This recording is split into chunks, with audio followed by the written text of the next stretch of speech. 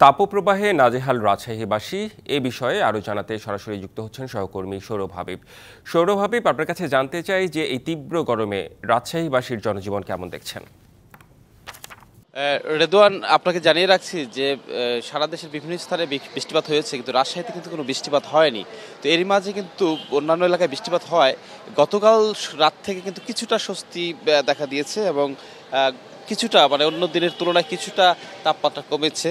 যেমন গতকাল সর্বোচ্চ তাপমাত্রা ছিল 39.8 ডিগ্রি সেলসিয়াস। এটিও মৃদু তাপদাহর মধ্যে পড়ে এবং অতি তীব্র তাপদাহ থেকে আমরা দেখেছি যে মৃদু তাপদাহে চলে এসেছে এবং এই তাপদাহের মাঝেও কিন্তু প্রচণ্ড কষ্ট হচ্ছে জনজীবনে। মানুষ, আপনি জানেন যে প্রচণ্ড রোদ এবং গরমে কিন্তু অস্থির এবং চরম দুর্ভোগ বিরাজ করছে। তবে আজকে সকালে আমরা যেটি দেখেছি, সকাল 9টায় রাজশাহীর তাপমাত্রা রেকর্ড করা হয়েছে 39.9 ডিগ্রি সেলসিয়াস। বাতাসের আর্দ্রতা ছিল 63% এবং আজকে সর্বনিম্ন তাপমাত্রা ছিল 22.5 ডিগ্রি সেলসিয়াস। বাতাসের আর্দ্রতা বেড়ে যাওয়ায় মানুষ কিন্তু আজকে সকাল থেকে কিন্তু ঘামতে শুরু করেছে।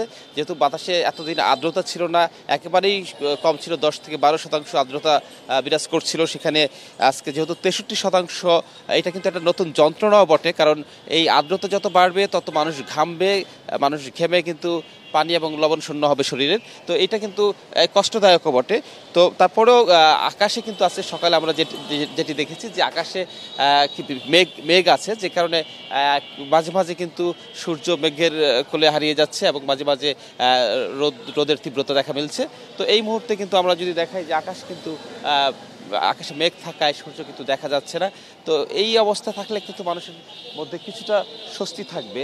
যদিও ভ্যাপসা গরম, এই যে আর্দ্রতা বাড়ার কারণে মানুষ ঘামবে, ভ্যাপসা গরমের তৈরি হবে, এই সংকটই থাকবে। তারপরে কিন্তু সূর্যের যে তেজ, এটি কিন্তু কিছুটা আজকে সকাল থেকে কম দেখা যাচ্ছে।